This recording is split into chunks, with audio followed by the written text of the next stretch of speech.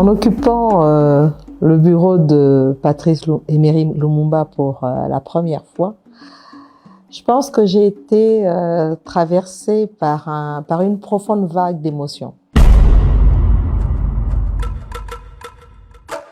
Et nous allons faire du Congo les sacres de rayonnement de l'Afrique tout entière.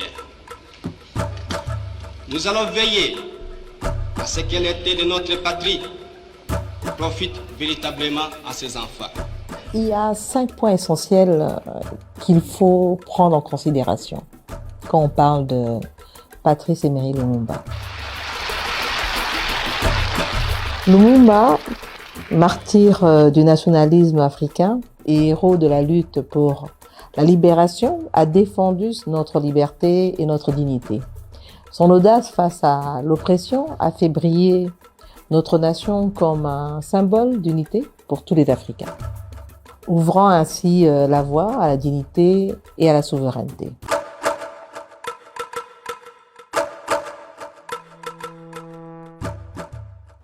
Je pense que tout le monde est d'accord pour partager le fait que Lumumba a fait preuve d'une grande détermination dans l'adversité. Lumumba, on le sait, on le dit, a sacrifié sa vie pour la République démocratique du Congo aujourd'hui.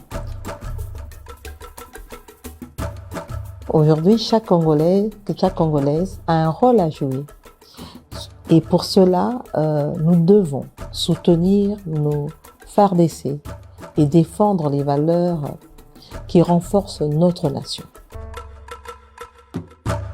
La vision d'un Congo libre et autonome de Lumumba, vision que partage le président de la République, Félix Antoine Tshisekedi Tshilombo, nous inspire à travailler vers un avenir meilleur tous les jours. Et ça, c'est ce qui me motive à chaque fois quand je me lève le matin. C'est ça que je vois devant moi. Madame la Première ministre, chef du gouvernement de la République démocratique du Congo, Excellence! Aujourd'hui, nous faisons face à des menaces extérieures qui exploitent nos fragilités. Il est ainsi essentiel de renforcer notre unité nationale en favorisant le dialogue et en encourageant la solidarité entre tous les Congolais et toutes les Congolaises.